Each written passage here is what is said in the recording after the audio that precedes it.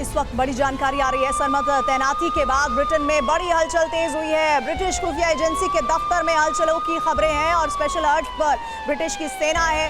Belgium के NATO headquarter में आपात बैठक की खबर आ रही है। ब्रिटेन पर सरमत हमले की आशंका बढ़ गई है। ये बड़ी खबर इस वक्त आ रही है। जानकारी ये मिल रही है कि ब्रिटिश खुफिया एजेंसी के दफ्तर में एक्टिविटीज बहुत तेज है इस वक्त और स्पेशल अलर्ट पर ब्रिटेन की नौसेना को रखा गया है। साथ ही एक और जानकारी जो आ रही है जो बहुत इंपॉर्टेंट है वो ये कि बेल्जियम के नेटो हेडक्वार्टर में आपात बैठक की खबर आ रही है और इस इमरजेंसी मीटिंग के दरमियान कहा जा रहा है कि बहुत बड़ी तैयारी हो रही है।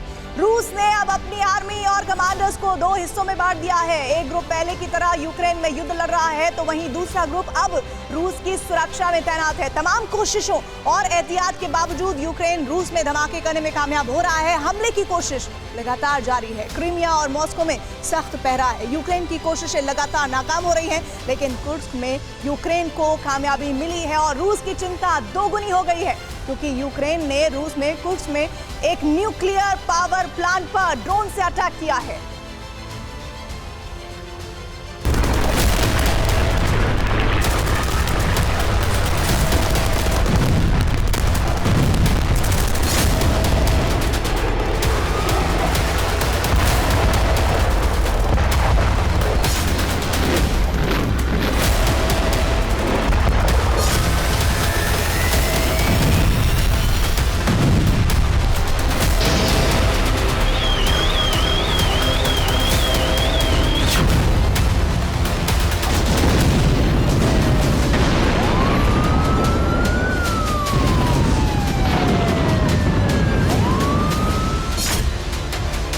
एयर डिफेंस तैनात है।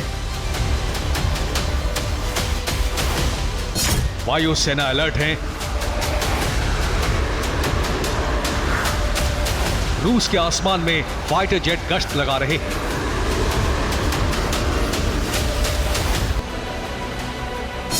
फिर भी यूक्रेन को रह रहकर कामयाबी मिल ही जाती है।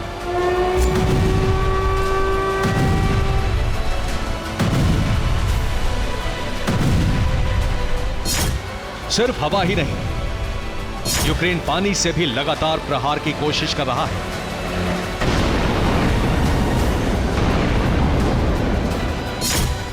क्रीमिया के पास समंदर में पैनी नजर है। रूस के कई युद्धपोत मुस्तैद हैं, लेकिन फिर भी सरफेस ड्रोन से हमले की कोशिश जारी है।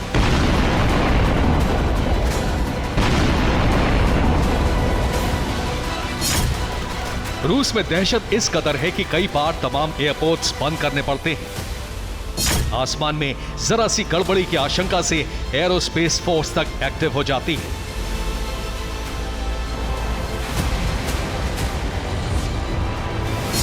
अब एक बार फिर यूक्रेन ने पुतिन की टेंशन को डबल ट्रिपल कर दिया है। इस बार हमला एक न्यूक्लियर पावर प्लांट के करीब हुआ। निशाना सटीक नहीं था, वरना रूस के कई शहरों में रेडिएशन की आंधी आ सकती थी।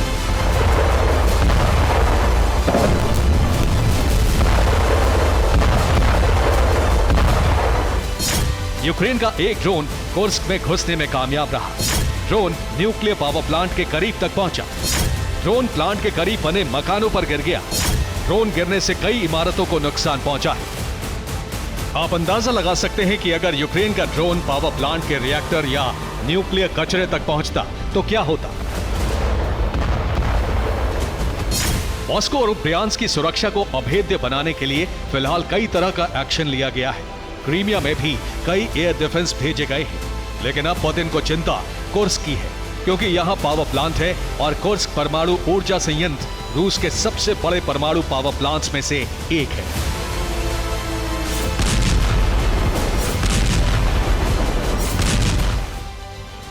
तो रूस में लगातार हमले हो रहे हैं, लेकिन जहां यूक्रेन को कामयाबी मिली वो है कुर्स्क। यहां ड्रोन के रूट से ऐसा लग रहा है कि जैसे यूक्रेन न्यूक्लियर पावर प्लांट में धमाके की कोशिश में था।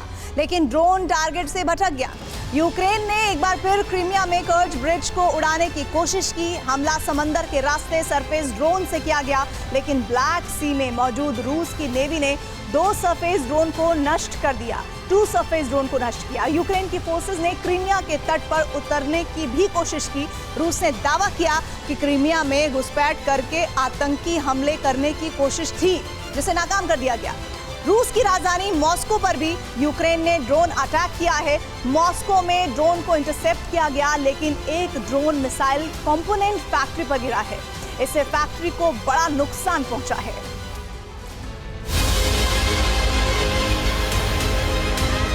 हमले की कोशिश मॉस्को में भी हुई। रूस के रक्षा मंत्रालय के मुताबिक बेलगोरोद में भी यूक्रेन का एयरक्राफ्ट जैसा दिखने वाला ड्रोन नजर आया, लेकिन एयर डिफेंस ने उसे हवा में ही नष्ट कर दिया। इन तमाम हमलों के बीच यूक्रेन ने चेतावनी दी है कि रूस की जमीन पर इस तरह के हमले अब और बढ़ाए जाएंगे। ज़ेलेंस्की के ऑफिस से जारी एक बयान में कहा गया है कि रूस में ड्रोन से हमले अब और तेज होंगे। यूक्रेन का युद्ध अब रूस में शिफ्ट किया जाएगा। रूस की हथियार फैक्ट्री को टारगेट करेगा यूक्रेन। रूस की मिसाइल फैक्ट्री पर हमला इसका ट्रेलर है। रूस की हेलीकॉप्टर फैक्ट्री पर भी हो चुका है हमला। रूस के न्यूक्लियर पावर प्लांट भी टारगेट पर है। मॉस्को और दूसरे शहरों के अलावा क्रीमिया भी यूक्रेन का प्राइम टारगेट है। यूक्रेन ने एक बार फिर कर्च ब्रिज के आसपास धमाके की कोशिश की।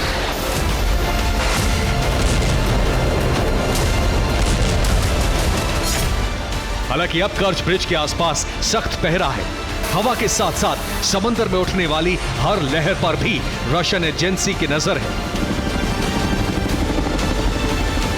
रूस को अब यूक्रेन के सरफेस ड्रोन की ताकत का अंदाजा हो चुका है, इसलिए समंदर में ऐसे ड्रोन को नष्ट करने का पूरा इंतजाम कर लिया गया है। ब्लैक सी में कई युद्धपोत और फ्रिगेट इन दिनों क्रीमिया रूट की निगरानी कर रहे हैं।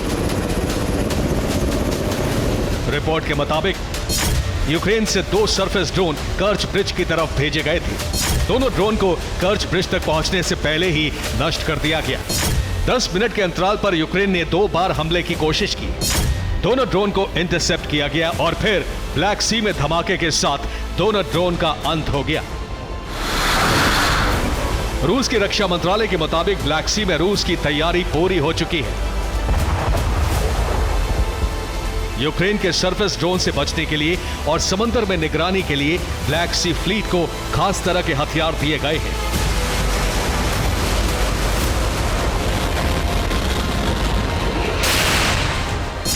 यही वजह है कि अब रूस के खिलाफ ब्लैक सी में यूक्रेन को किसी तरह की कामयाबी नहीं मिल पा रही है।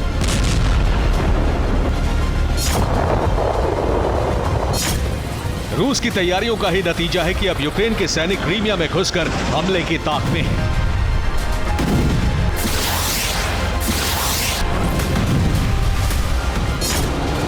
रिपोर्ट के मुताबिक ब्लैक सी फ्लीट ने यूक्रेन के सैनिकों की क्रीमिया में घुसने की कोशिश भी नाकाम कर दी। यूक्रेन के सैनिकों ने क्रीमिया के तट पर पहुंचने की कोशिश की। यूक्रेन के कई हेलीकॉप्टर सैनिकों को ड्रॉप करने पहुंचे थे। ब्लैक सी फ्लीट की फायरिंग की वजह से सैनिक तट पर नहीं उतर सके। रूस ने दावा किया है कि क्रीमिया तट पर यूक्रेन के सैनिक कई बोट के साथ मौजूद थे, लेकिन नेवी के हेलीकॉप्टर से फायरिंग के दौरान 4 बोट नष्ट हो गई और यूक्रेन के करीब 50 सैनिक मारे गए। यूक्रेन को मिलने वाले घातक हथियारों में अब एक और नाम जुड़ने वाला है।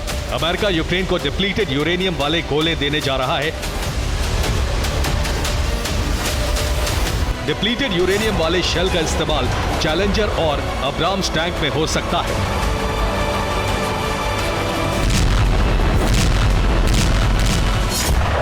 डिप्लीटेड यूरेनियम वाले शेल बेहद घातक होते हैं। यूरेनियम की वजह से ऐसे गोले 538 डिग्री सेल्सियस तापमान बनाते हैं, जिससे दूसरे टैंक का आर्मर यानी बॉडी का रक्षा कवच पिघल जाता है। लेकिन रेडियो एक्टिव पदार्थ की मौजूदगी जरूर होती है।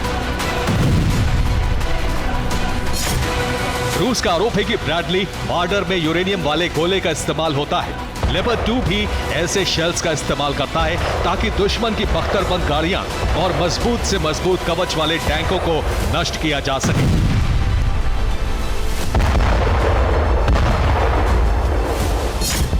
रूस इन हथियारों के इस्तेमाल की तुलना डर्टी बम से कर चुका है और पश्चिमी देशों को चेतावनी दी थी, लेकिन अब रूस की चेतावनी को नजरअंदाज करके यूरेनियम वाले शेल यूक्रेन भेजे जा रहे हैं। माना जा रहा है कि अमेरिका के इस एक्शन से युद्ध और भड़क जाएगा।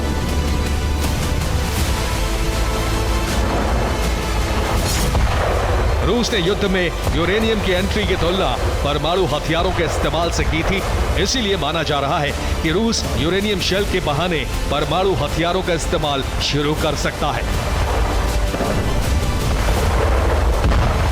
Bureau report, TV9 Bharat.